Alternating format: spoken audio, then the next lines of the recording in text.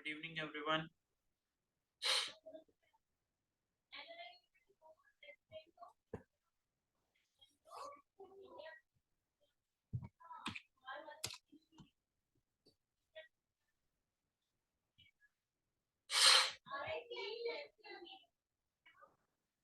Good evening, Divya. Good evening, Kashish. Good evening, Soumya. Good evening, Kashish. Good evening, Kamini. Good evening, Ajay. Good evening, Aarti. Good evening, Vaishnavi. Good evening, Anjali. Good evening, Adarsh. Good evening, Diksha. आदर्श आप बहुत time से नहीं आ रहे हो.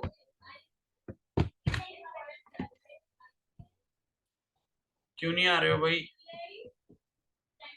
कितना सा time रह गया पेपर के लिए?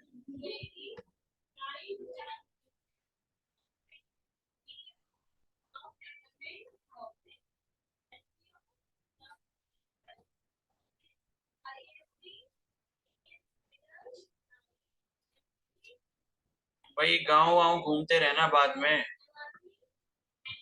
ऐसी अभी अगर कोई अर्जेंसी नहीं है तो फिर क्यों इधर उधर टाइम वेस्ट कर रहे हो? करियर के लिए कुछ करना ही नहीं करना है अभी.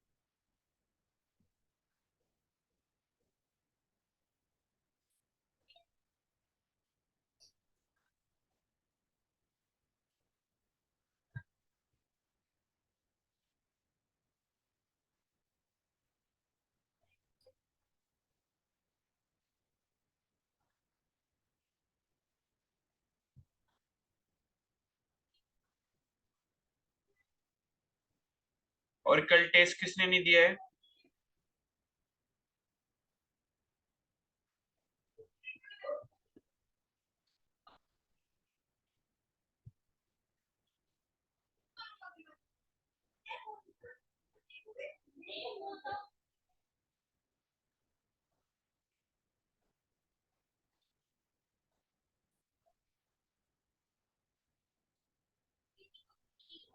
बोलो भाई, कल टेस्ट किसने नहीं दिया है?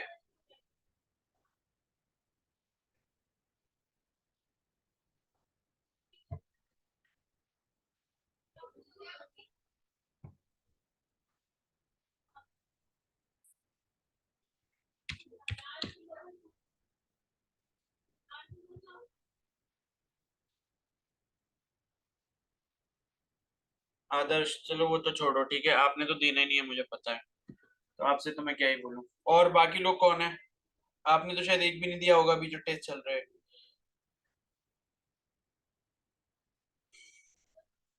भाई अब ऐसे सोच रहे हो कि कभी कभी हम क्लास ले लेंगे, जब मन करेगा तब टेस्ट दे देंगे और फिर रिजल्ट कुछ अच्छा हो जाएगा. तो आप ऐसे गलत सोच रहे हो फिर. और किसने नहीं दिया है भाई? और सबने दिया है?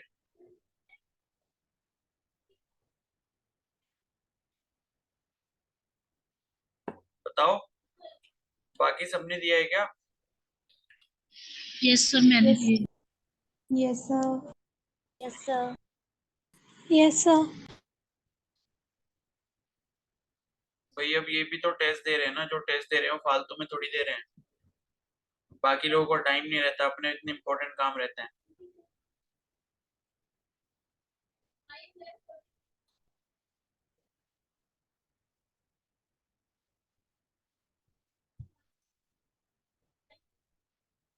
सर फिजिक्स में अभी एक चैप्टर बाकी है ना, कौन सा? सेमीकंडक्टर. सेमीकंडक्टर मैंने बोला था ना, मैं लॉजिक गेट्स वाला आपको एक वीडियो भेजूंगा, वो देखना बस, ठीक है. उसमें रहने दो अभी. जी लॉजिक सर. गेट्स सबसे इंपॉर्टेंट टॉपिक है, वो कर लो. और बाकी करने में फिर बहुत टाइम लग जाएगा, ट्रांजिस्टर वगैरह, पीएनपी एनपीएन और उसके बाद डायोड वगैरह. ठीक है. और चाहो तो एक बार डायोड के बारे में थोड़ा बहुत पढ़ लेना, जीना डायोड क्या होता है. और मतलब कुछ कुछ बस ऊपर ऊपर से पढ़ लेना थ्योरी जो है उसकी, ठीक है, बाकी न्यूमेरिकल वगैरह नहीं करने हैं उसके।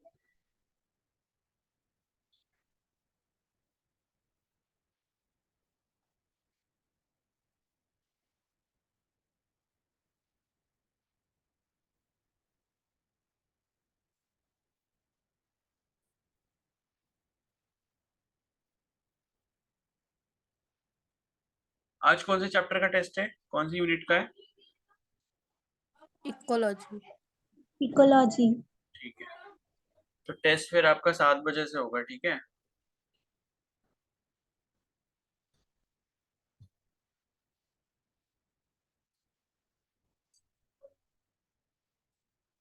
बस 1 मिनट रुको, जरा स्कोर चेक कर लूं कल का क्या था।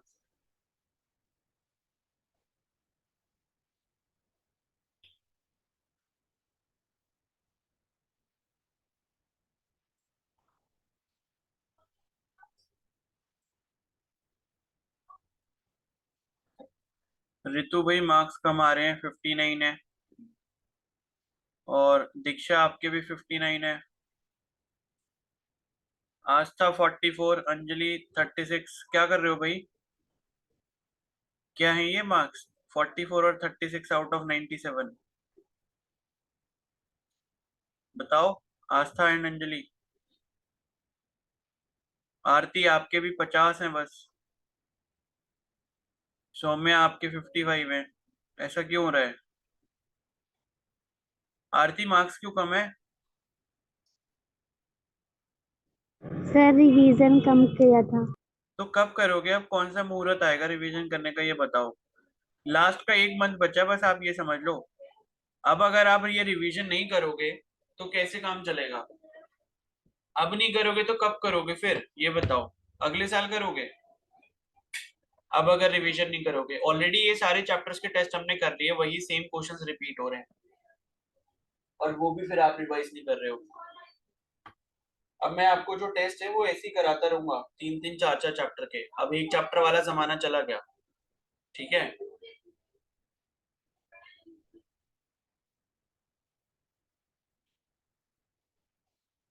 बाकी के तो सही है मार्क्स, बाकी भी इम्प्रूव करो, जिसके 70 से कम है वो इम्प्रूव करो प्लीज, ठीक है। चलो अब कंटिन्यू करते हैं आगे।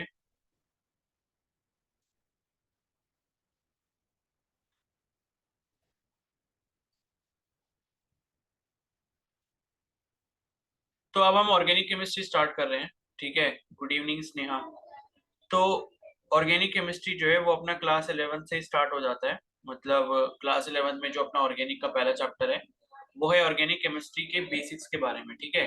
तो कुछ बेसिक बेसिक चीजें पढ़ेंगे इस चैप्टर से, नीट में भी कई क्वेश्चंस आते हैं, एंड बाकी आपके नर्सिंग वाले भी एग्जाम में क्वेश्चंस आएंगे। और बेसिकली ये चैप्टर इसलिए इंपॉर्टेंट है क्योंकि इसका यूज आगे वाले चैप्टर्स में काफी ज्यादा रहता है समझने के लिए, ठीक है। तो इसको स्टार्ट कर रहे हैं। तो यहाँ पर क्या है, ये जैसे जैसे हम पढ़ते जाएंगे वैसे वैसे टॉपिक वाइज आप क्वेश्चंस इसके सॉल्व करते रहना, ठीक है। इसकी पीडीएफ मैंने भेज रखी है या नहीं भेजी है, केमिस्ट्री की? नहीं सर, पीडीएफ नहीं नो मिली है। सर। ठीक है, तो ये वाली पीडीएफ जो है मैं आपको भेज दूंगा। तो ये है कि इससे क्वेश्चंस आप लोग प्रैक्टिस करते रहना जैसे जैसे टॉपिक्स हम पढ़ते जाएंगे, ठीक है।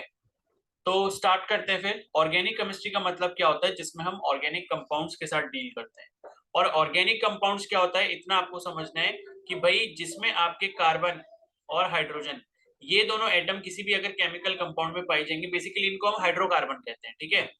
तो वैसे तो देखो ऑर्गेनिक केमिस्ट्री का मतलब क्या हो कि जो नेचुरल चीजें हैं, जो ऑर्गेनिक चीजें हैं, उनमें जो लाइक केमिकल कंपाउंड्स पाए जाते हैं उनको हम इस चैप्टर के अंदर डील करते हैं।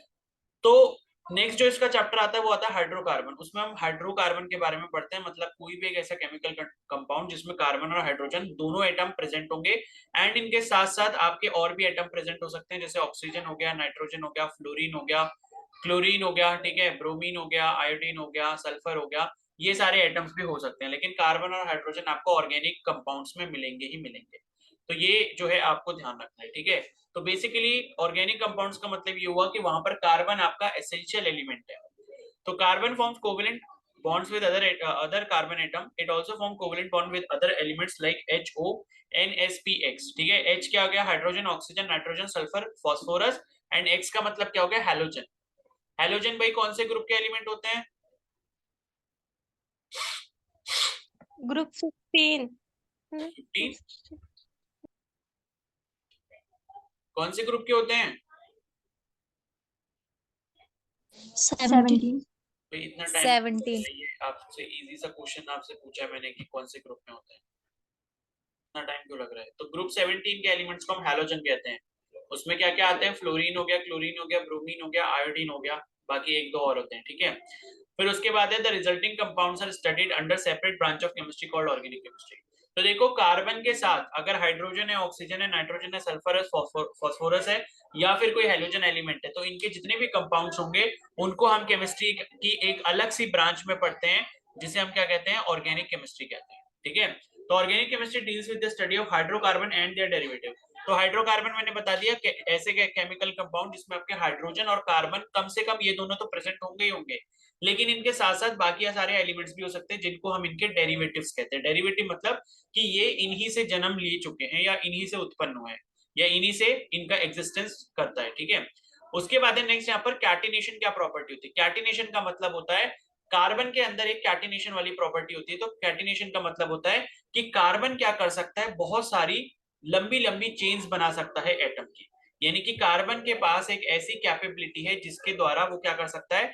अलग अलग नंबर ऑफ एलिमेंट्स को मिला के एक चेन फॉर्म कर सकता है। तो इस प्रॉपर्टी को हम क्या कहते हैं? कैटिनेशन प्रॉपर्टी कहते हैं, ठीक है। तो कैटिनेशन का मतलब क्या है कि कार्बन के पास ऐसी प्रॉपर्टी है कि वो लॉन्ग चेन वाले कंपाउंड्स बना सकता है। तो ये हो गया कैटिनेशन। उसके बाद है बॉन्डिंग इन ऑर्गेनिक कंपाउंड्स। फिर आता है यहाँ पर टेट्रावेलेंसी। तो टेट्रावेलेंसी भी एक इंपॉर्टेंट यहाँ पर कैरेक्टरिस्टिक है कार्बन का, जिसकी वजह से ये इतने सारे कंपाउंड्स को फॉर्म कर पाता है। क्योंकि ऑर्गेनिक केमिस्ट्री हमको एक अलग ब्रांच केमिस्ट्री के लिए इसलिए बनानी पड़ी क्योंकि ये इतने सारे हजारों लाखों यहाँ पर कंपाउंड्स हैं जो कि आपके कार्बन से मिलकर और हाइड्रोजन से मिलकर बनते हैं, ठीक है। तो अब हम ये जानना चाह रहे हैं कि भाई कार्बन के पास ऐसा क्या रीजन है जिसकी वजह से वो हजारों लाखों कंपाउंड्स इतने सारे बना पाता है। तो पहला रीजन तो कैटिनेशन का हो गया कि कार्बन के पास ऐसी प्रॉपर्टी होती है जिससे क्या करता है? वो लॉन्ग चेन बना लेता है, ठीक है। मतलब 10 कार्बन की, 20 कार्बन की, 50 कार्बन की, 100 कार्बन की, 200 कार्बन की, बहुत सारी लंबी लंबी कार्बन एटम्स की चेन बना सकता है जो कि एक केमिकल कंपाउंड के अंदर प्रेजेंट होगा। दूसरा क्या है? टेट्रावेलेंसी। टेट्रावेलेंसी का मतलब है कि कार्बन की वैलेंसी 4 होती है, क्योंकि आपको पता होगा कार्बन कहाँ है, लाइक आपके 16 ग्रुप में है ना, सॉरी 14 ग्रुप में है ना। तो कार्बन के पास जो है वो आपका क्या रहता है? टेट्रावेलेंसी रहता है, यानी कि इसके आउटर मोस्ट जो वैलेंस इलेक्ट्रॉन का नंबर है वो होता है 4। अब 4 एक ऐसा नंबर है आउटर मोस्ट इलेक्ट्रॉन में कि 4 इलेक्ट्रॉन देना भी बहुत ज्यादा मुश्किल है और 4 इलेक्ट्रॉन लेना भी वहां पर बहुत मुश्किल है। क्योंकि आपको पता होगा कि हर किसी एलिमेंट का एक क्राइटेरिया होता है जिसमें वो ये चाहता है कि अपने आउटर मोस्ट शेल में वो कितने इलेक्ट्रॉन कर ले? टोटल 8 कर ले, 8 कर ले या फिर 2 कर ले। तो केमिकल जो ये कार्बन का जो आपका ये कॉन्फ़िगरेशन होता है, इलेक्ट्रॉनिक कॉन्फ़िगरेशन, ये क्या होता है आपका 2,4 होता है, ठीक है। क्योंकि 6 एटॉमिक नंबर है तो 2,4 हो गया। तो या तो इन 4 इलेक्ट्रॉन को बाहर फेंक दो और दो का आप कॉन्फ़िगरेशन बना लो तो भी ये स्टेबल हो जाएगा, या फिर इसमें 4 और डाल के बाहर में क्या कर दो? 2,8 कर दो, यानी कि 8 इलेक्ट्रॉन कर दो बाहर, तब भी ये आपका स्टेबल हो जाएगा। लेकिन 4 इलेक्ट्रॉन यहाँ से निकालने में और 4 इलेक्ट्रॉन यहाँ डालने में, दोनों में ही बहुत बड़ी दिक्कत ये है कि यहाँ पर बहुत ज्यादा एनर्जी का इस्तेमाल हमें करना पड़ेगा, जो कि एक्चुअली में अगर हम ऐसा कर भी लेते हैं तो अगर कोई केमिकल कंपाउंड बनेगा भी तो उसकी स्टेबिलिटी बहुत ही ज्यादा लो होगी, यानी कि वो बनते ही टूट जाएगा दोबारा से, ठीक है। तो टेट्रावेलेंसी का मतलब है कि भाई 4 इलेक्ट्रॉन यहाँ पर जो बाहर है, ना तो इनको बाहर फेंका जा सकता है, ना ही इनमें 4 और मिला के इसको 8 बनाया जा सकता है। तो कार्बन बेसिकली करता क्या है? कार्बन करता है शेयरिंग ऑफ इलेक्ट्रॉन, यानी कि बाकी सारे एटम के साथ ये अपने 4 वैलेंस इलेक्ट्रॉन को शेयर करता है एंड शेयरिंग करने से ये ज्यादा स्टेबल वाले बॉन्ड बना पाता है, जिसकी वजह से ये इतने सारे क्या बना लेता है? ऑर्गेनिक कंपाउंड्स बना लेता है, ठीक है। उसके बाद है characteristic feature of pi bond, ठीक है। तो पाई बॉन्ड क्या होता है? पाई बॉन्ड आपने ऑलरेडी पढ़ रखा है। In pi bond formation parallel orientation of two p orbital on adjacent atoms is necessary for a proper sideways overlap, ठीक है। तो आपने देखा था कि भाई ये इस तरीके के आपके p वाले ऑर्बिटल होते थे, इसमें साइडवेज ओवरलैप होता था, तो ये आपका क्या बन गया? इससे आपके पाई बॉन्ड बन जाते थे इस तरीके से, ठीक है। तो ये आपका पाई बॉन्ड बनता था। In pi bond formation parallel orientation of two p orbitals on adjacent atoms, ठीक है, is necessary for a proper sideways overlap. The electron charge cloud of the pi bond is located above and below the plane of the bonding atom, ठीक है। तो यहाँ पर ये आपका carbon हो गया, ये यहाँ पर कार्बन हो गया। अगर मान लो ये पाई बॉन्ड भी बनाता है तो वो भी क्या रहेगा, ज्यादा स्टेबल रहेगा। पाई बॉन्ड का मतलब क्या है कि कार्बन कार्बन के बीच में या तो डबल बॉन्ड हो या ट्रिपल बॉन्ड हो, क्योंकि आपको पता है कि एक डबल बॉन्ड में एक सिग्मा एक पाई होता है और एक ट्रिपल बॉन्ड में कितने सिग्मा कितना पाई होता है, बताओ। ट्रिपल बॉन्ड में कितने सिग्मा कितने पाई होते हैं? 1 सिग्मा 2 पाई। एक सिग्मा 2 पाई होते हैं, ठीक है। तो ये भी ध्यान रखना, ये क्वेश्चन भी पूछ लेते हैं कई बार।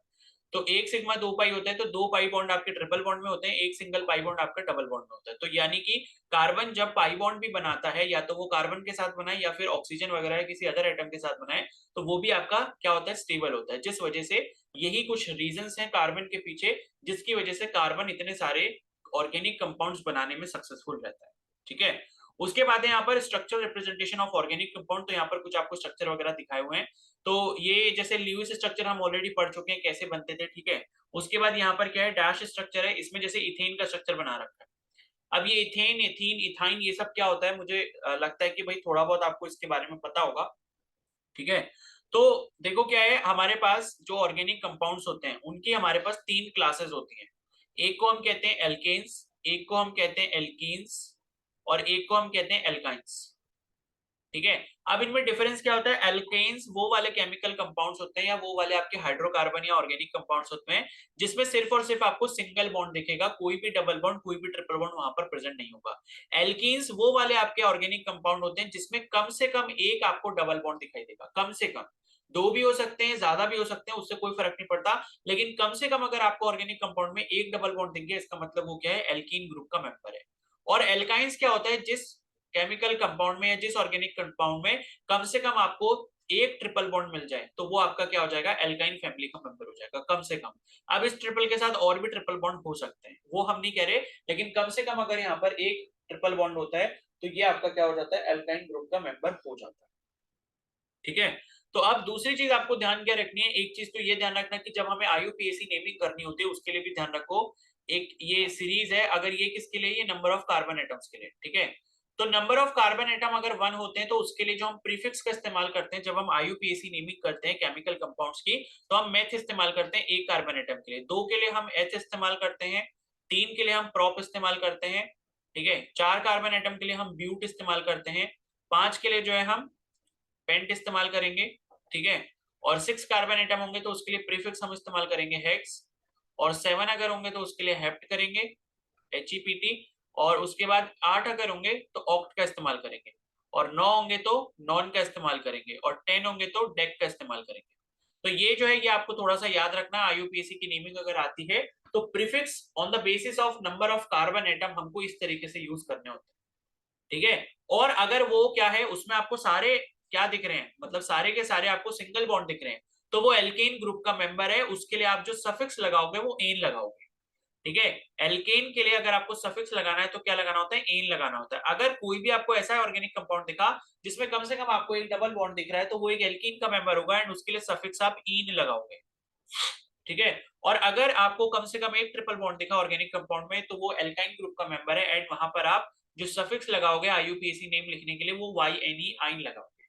अब जैसे ये लिखा हुआ है, ये वाला जो आपको स्ट्रक्चर दिया हुआ है, ये स्ट्रक्चर किसका है, C2H6 का है, ठीक है। अब एक चीज और ध्यान रखनी है कि एल्केन का जो आपका जनरल फॉर्मूला होता है वो होता है CnH2n+2, जहां पर n क्या होता है, नंबर ऑफ कार्बन एटम। तो CnH2n+2 के फॉर्म में अगर कोई भी आपको केमिकल फॉर्मूला दिखता है या मॉलिक्यूलर फॉर्मूला दिखता है किसी भी कंपाउंड का, इसका मतलब 100% वो एल्कीन फैमिली से बिलोंग कर रहा हो। उसके बाद अगर आपको कोई एल्कीन का कोई भी मॉलिक्यूलर फॉर्मूला दिखता है, एल्कीन मेंबर से अगर कोई भी जो है आपके पास केमिकल कंपाउंड है उसका मॉलिक्यूलर फॉर्मूला आपके पास है, अगर वो इस फॉर्म का होगा, CnH2n फॉर्म का होगा, तो इसका मतलब है वो एल्कीन ग्रुप से जो है 100% फॉलो उसमें जो है इंक्लूड होता है। और उसके बाद अगर एल्काइन के लिए आपको चेक करना है और अगर आपको कोई केमिकल कंपाउंड का केमिकल फॉर्मूला दिया हुआ है या मॉलिक्यूलर फॉर्मूला दिया है और अगर उसका फॉर्मूला इस वाले फॉर्मूले में फिट बैठ जाता है CnH2n-2, तो इसका मतलब है अल्काइन ग्रुप का मेंबर है, ठीक है। तो अब ये जो इथेन वाला स्ट्रक्चर आपको दिख रहा है, ये इसका अगर आप मॉलिक्यूलर फॉर्मूला देखोगे तो क्या आ रहा है, C2H6 आ रहा है, कार्बन के 2 एटम है और बाकी हाइड्रोजन कितने दिख रहे हैं, यहाँ पर 6 हाइड्रोजन दिख रहे हैं। तो इसका जो मॉलिक्यूलर फॉर्मूला हो गया, क्या हो गया, C2H6 हो गया। अब C2H6 अगर आप इस वाले फॉर्मूला से कंपेयर करोगे CnH2n+2 तो आपको बिल्कुल सही साबित होगा, क्योंकि कार्बन अगर 2 है, कार्बन अगर 2 है तो H2N+2 का मतलब क्या हो गया कि 2 से 2 को मल्टीप्लाई करो और 2 ऐड कर दो उसमें, तो कितना आ जाएगा C2H6 आ जाएगा, 2 2 4 + 2 6 हो गया, तो C2H6 इसका मेंबर हो गया, एल्कीन का मेंबर हो गया। अब अगर आपको इसके स्ट्रक्चर से इसका IUPAC नेम निकालना है तो कार्बन के कितने एटम दिख रहे हैं, 2 एटम दिख रहे हैं, एंड 2 के लिए आप क्या इस्तेमाल करोगे, 2 के लिए आप H प्रीफिक्स इस्तेमाल करोगे। तो आपने क्या लिखा, H लिखा, और आपको पता है कि इसमें सारे के सारे क्या है, सिंगल बॉन्ड है, तो सिंगल बॉन्ड का मतलब क्या है कि एल्केन ग्रुप का मेंबर होगा, एंड इसके लिए आप सफिक्स का कौन सा इस्तेमाल करोगे, एन इस्तेमाल करोगे। तो इस तरीके से जो इसका नाम बन जाता है वो क्या बन जाता है, इथेन बन जाता है। ठीक है, अब उसी तरीके से दूसरा वाला जो आपको दे रखा है कंपाउंड, यहाँ पर कार्बन के 2 एटम है, कार्बन के 2 एटम है यहाँ पर, और साथ में हाइड्रोजन कितने दिए, 4 दिए, 1 2 3 4। ठीक है, तो अगर आपको कंफर्म करना है कि एथीन फैमिली का मेंबर है या नहीं, तो C के आगे 2 लिखो, उसके बाद एथीन का फॉर्मूला क्या होता है, molecular formula, general formula CnH2n होता है, तो C2H2n का मतलब क्या हो गया, 2 × 2 हो जाएगा, यानी कि C2H4। और अगर आप इसका फॉर्मूला देखोगे तो ये भी C2H4 ही आ रहा है, कार्बन के 2 एटम है, हाइड्रोजन के 4 है। ठीक है, और इसके अलावा अगर आपको इसका नेम लिखना है तो कैसे लिखोगे, बीच में आपको कितने कार्बन एटम दिख रहे हैं, 2 दिख रहे हैं, तो 2 के लिए आप वापस से क्या इस्तेमाल करोगे, H इस्तेमाल करोगे। और डबल बॉन्ड अगर आपको दिख रहा है, यहाँ पर एक डबल बॉन्ड दिख रहा है, इसका मतलब क्या है कि एल्कीन मेंबर का मतलब एल्कीन फैमिली का मेंबर है, और इसके लिए हम जो सफिक्स इस्तेमाल करेंगे वो ईन करेंगे, तो H के आगे आप क्या लगा दोगे, ईन लगा दोगे, इस तरीके से इसका नाम जो बन जाएगा वो क्या बन जाएगा, एथीन बन जाएगा। ठीक है, तो ये बेसिक सी आपकी IUPAC नेमिंग है जो मैंने आपको यहीं पर समझा दी। बाकी IUPAC नेमिंग पर आपके क्वेश्चन नीट में भी आते हैं, एक आध क्वेश्चन आपको आराम से मिल जाता है, और बाकी आपके नर्सिंग एंट्रेंस एग्जाम में भी आपको IUPAC नेमिंग के ऊपर क्वेश्चन मिल सकते हैं। तो IUPAC के क्वेश्चंस आपको खुद से प्रैक्टिस करने होंगे। ठीक है, जितनी चीजें यहाँ पर डिस्कस हो पाएंगी वो मैं आपको बता दूंगा, अदरवाइज आप IUPAC के क्वेश्चन जो है वो जरूर प्रैक्टिस कर लें। ठीक है, तो यहाँ पर जो है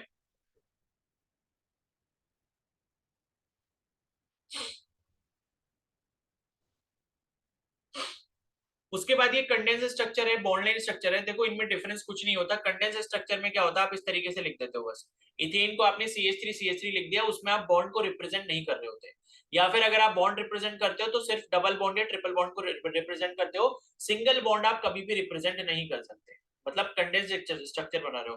कंडेंस का मतलब कि लाइक जो लिखने में जगह कम ले, कंडेंस हो जाए वो, तो CH3 लिखा, तो CH3 का मतलब ये हुआ कि कार्बन के साथ जो 3 हाइड्रोजन जुड़े हुए हैं यहाँ पे वो सिंगल बॉन्ड से जुड़े होंगे, और कार्बन भी आपस में सिंगल बॉन्ड से जुड़े हुए हैं, इसलिए सिंगल बॉन्ड को कभी भी कंडेंस स्ट्रक्चर में रिप्रेजेंट नहीं किया जाता। और अगर यहाँ पर एथीन दिया हुआ है तो एथीन में आपको पता है कि कार्बन कार्बन के बीच एक डबल बॉन्ड आता है, तो डबल बॉन्ड को आपने रिप्रेजेंट कर दिया, लेकिन आपको ये भी पता है कि कार्बन और हाइड्रोजन के बीच में सिंगल बॉन्ड होगा, तो उसको आपने रिप्रेजेंट नहीं किया, उसको आपने सीधे H2C लिख दिया और डबल बॉन्ड CH2 लिख दिया। ठीक है, H2C लिखो, CH2 लिखो, एक ही बात है। वो लिखते इसलिए हैं ऐसे करके ताकि कार्बन और कार्बन के बीच में 2 डबल बॉन्ड दिखाई दे। ठीक है, और बॉन्ड लाइन स्ट्रक्चर का मतलब क्या होता है, बॉन्ड लाइन स्ट्रक्चर का मतलब ये होता है, ठीक है, एक सेकंड रुकना।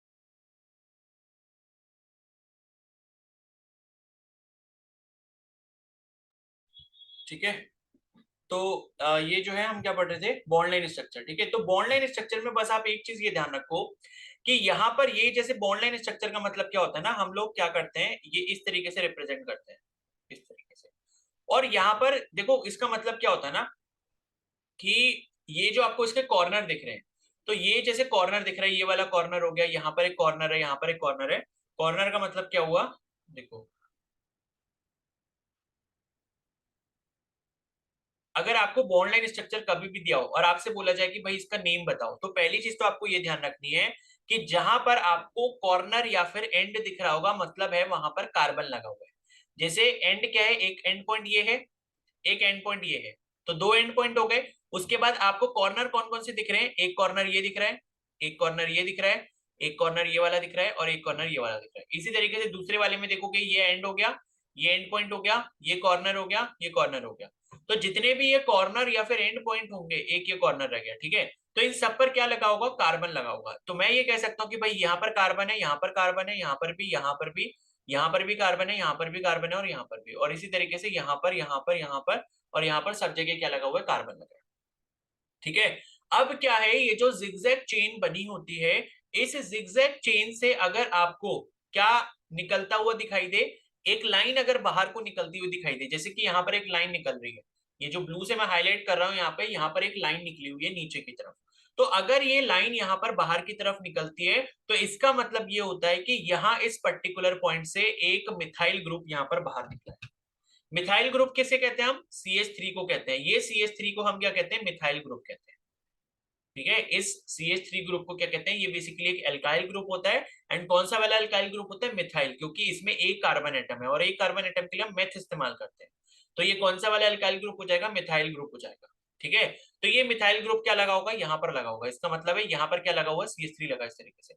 और दूसरे वाले केस में भी जो ये एच बाहर को निकली थी, इसका मतलब है यहाँ पर भी क्या लगा है, CH3 लगा है, लेकिन इसके साथ इन्होंने Br भी लगा रखा है, तो उसका रीजन भी अभी देखेंगे वो क्या है, ठीक है।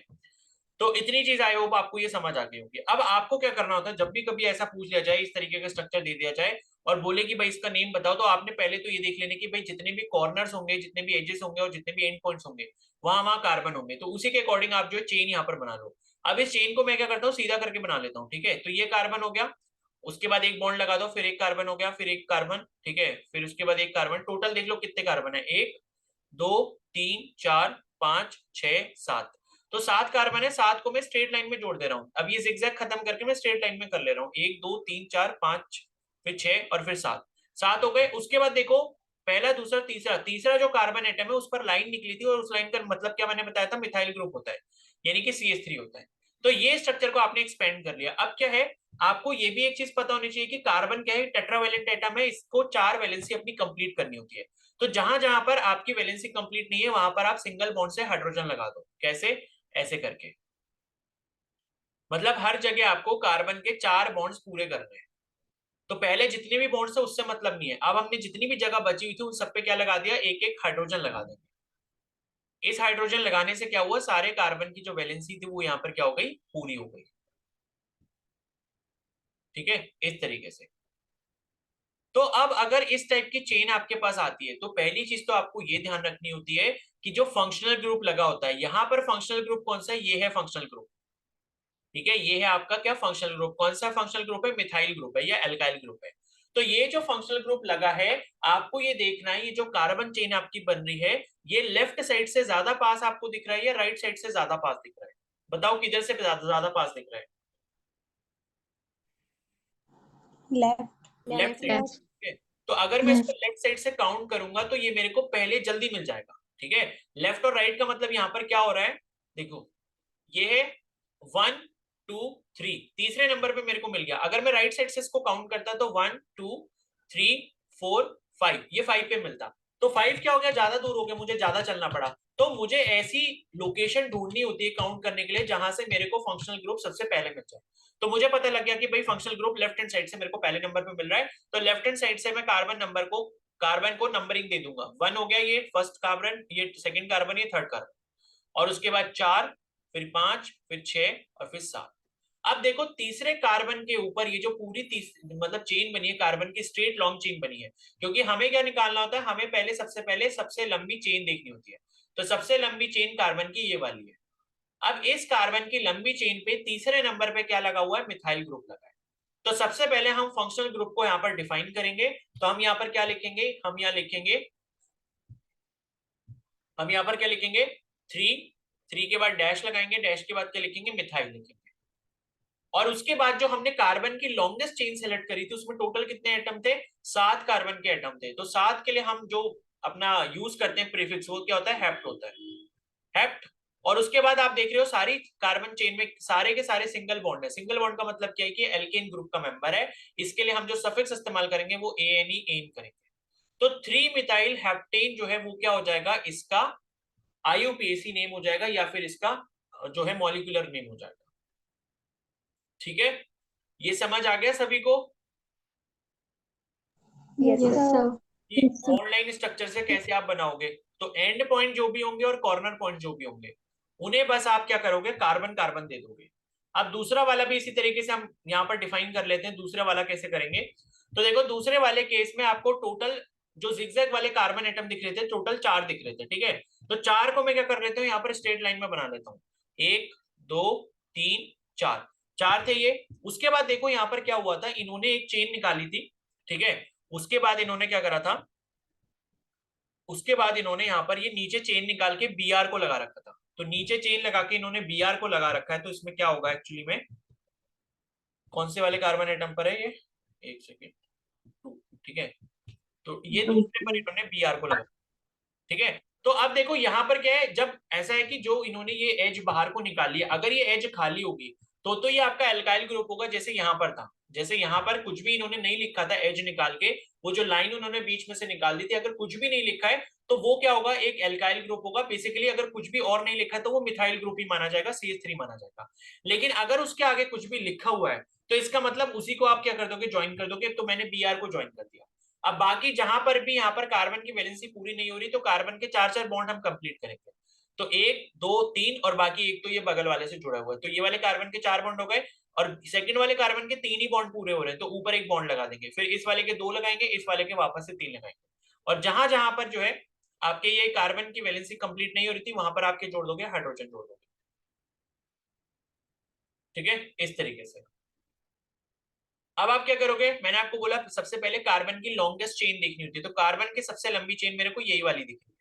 अब इस कार्बन की लॉन्गेस्ट चेन में अब मेरे को ये बताओ, जो फंक्शनल ग्रुप ब्रोमीन आपको दिख रहा है, क्योंकि ब्रोमीन क्या है, आपका फंक्शनल ग्रुप है, ठीक है। इसे हम क्या कहते हैं, हेलो ग्रुप कहते हैं। जितने भी हेलोजन एटम हमारे हाइड्रोकार्बन के साथ जुड़े होते हैं वो हेलो ग्रुप में आते हैं या हेलोजन ग्रुप में आते हैं। तो हेलोजन ग्रुप भी क्या होता है, एक टाइप का फंक्शनल ग्रुप होता है। तो अब मेरे को बताओ, ये ब्रोमीन मेरे को लेफ्ट हैंड साइड से ज्यादा पास पड़ेगा या राइट हैंड साइड से ज्यादा पास पड़ेगा, लेफ्ट। लेफ्ट। तो ये भी क्या है, मेरे को लेफ्ट हैंड साइड से ज्यादा पास पड़ेगा। तो हमको बस यही देखना होता है, जो भी फंक्शनल ग्रुप लगा है उसको अगर हम काउंट करते हैं कार्बन चेन में किसी भी तरफ से, तो वो हमको ज्यादा पास किधर वाली साइड से पड़ रहा है। तो इधर से करूंगा तो मैं 1 2 इस पर मिल जाएगा, और दूसरी साइड से अगर मैं करता तो तीसरे नंबर पे मिलता। तो मतलब ये वाली नंबरिंग मेरे लिए सही है। तो कार्बन की नंबरिंग हमने इस तरीके से कर दी। तो 2 पर क्या लगा हुआ है, यहाँ पर ब्रोमो लगा है, ठीक है। जो हेलोजन ग्रुप होता है, हेलोजन फंक्शनल ग्रुप, उसको हम प्रीफिक्स की तरह इस्तेमाल करते हैं। तो बी आर लगा मतलब ब्रोमो इस्तेमाल करेंगे। आई लगा होता तो आइडो करते, Cl लगा होता तो क्लोरो करते, ठीक है। और F लगा होता तो फ्लोरो करते। तो 2 ब्रोमो हो गया। उसके बाद कार्बन के टोटल आइटम आपको कार्बन चेन में कितने दिख रहे हैं, 4 दिख रहे हैं। तो 4 के लिए हम क्या इस्तेमाल करते हैं, यहाँ पर ब्यूट इस्तेमाल करते हैं, ब्यूट, ठीक है। ये मैंने लिखवाया था ना, 4 के लिए क्या इस्तेमाल करते हैं, ब्यूट इस्तेमाल करते हैं। और हमें ये दिख रहा है कि पूरी कार्बन चेन में कैसे आपके बॉन्ड है, सारे के सारे सिंगल बॉन्ड है, यानी कि एल्केन फैमिली का मेंबर है। तो इसके लिए सफिक्स का इस्तेमाल करेंगे, एन इस्तेमाल करेंगे। तो 2 ब्रोमो ब्यूटेन जो है वो क्या हो जाएगा, इसका IUPAC नेम हो जाएगा, ठीक है। आ गया समझ में ये सभी को। Yes sir. यस तो इसी तरीके के जो भी आपके IUPAC नेमिंग वाले क्वेश्चंस जो भी हैं आपके, ठीक है, वो आप जरूर प्रैक्टिस कर लेना। और उसके बाद हमारे पास आता है ये वाला एक स्ट्रक्चर जो कि होता है 3 dimensional representation of organic molecule. यानी कि अगर हम किसी भी ऑर्गेनिक कंपाउंड को 3D में रिप्रेजेंट करना चाहते हैं, 3D का मतलब क्या होता है कि X Y और Z तीनों डायमेंशन दिखाना चाहते हैं। क्योंकि पेपर के ऊपर जो चीज मैं आपको पढ़ा रहा हूँ वो 2 डायमेंशन में, लेकिन अगर हम उसको 3D में कन्वर्ट करना चाहते हैं तो वो हम कैसे करते हैं, उसके लिए कुछ रूल यहाँ पर बनाए गए। तो वो रूल क्या क्या है, तो it can be represented on paper by using solid, ठीक है। तो सॉलिड कलर की इस तरीके की लाइन बना दो या फिर डैश कलर की इस तरीके की लाइन बना दो, ठीक है।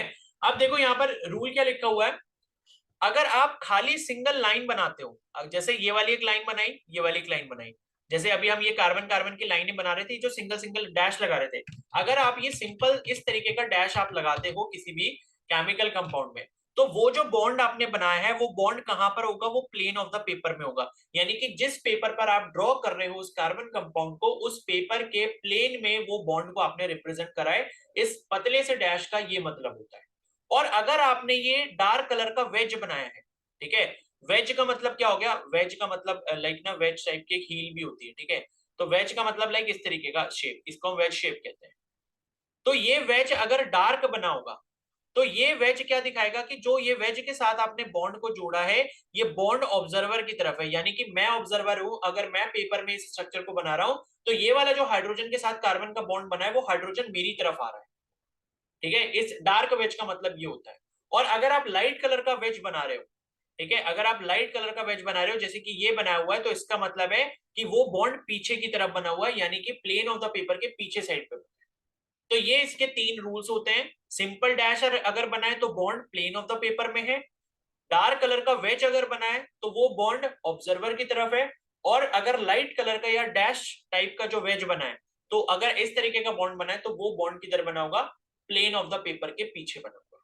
तो बस यही 3 डायमेंशन होती है। तो एक तो प्लेन ऑफ द पेपर की डायमेंशन हो गई, एक पीछे वाली डायमेंशन हो गई, एक आगे वाली डायमेंशन हो गई। तो ये आपके तीनों एक्सिस को रिप्रेजेंट कर देता है, एक्स वाई और जेड। इस तरीके से हम किसी भी ऑर्गेनिक कंपाउंड का जो शेप है वो 3D में एक्सप्लेन कर सकते हैं। ठीक है, ये क्लियर हो गया सभी को? Yes sir. Yes sir. चलो फिर ठीक है।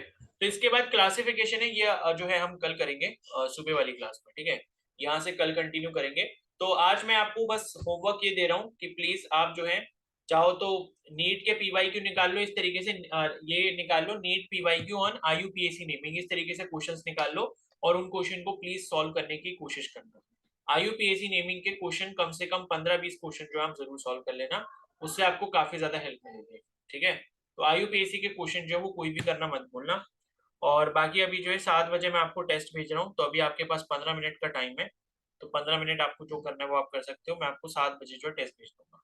ठीक है, तो अब जो है आप लीव कर सकते हो। और अगर फंक्शनल ग्रुप 2 दिए हो, हाँ तो 2 दिए होंगे वो भी मैं बता दूंगा, लेकिन आप आपसे जितने क्वेश्चन प्रैक्टिस हो वो कर लेना। ठीक है, 2 दिए हो, 3 फंक्शनल ग्रुप दिए हो, तो उसमें प्रायोरिटी ऑर्डर हमको याद करना पड़ता है। ठीक है, उसमें प्रायोरिटी ऑर्डर हमको याद करना पड़ता है, इसमें शायद दिया भी हो, देख लेता हूँ मैं, इसमें नहीं दिया है। ठीक है, उसके लिए हमें प्रायोरिटी ऑर्डर याद करना पड़ता है, वो प्रायोरिटी ऑर्डर मैं आपको भेज दूंगा ग्रुप में। ठीक है, तो प्रायोरिटी ऑर्डर जो है वो आपको याद करना होगा, और कल सुबह जो है 7 बजे मिलेंगे क्लास में। ठीक है सर, कल की फिजिक्स की पीडीएफ रहेगी। ठीक है, मैं भी भेज रहा हूँ।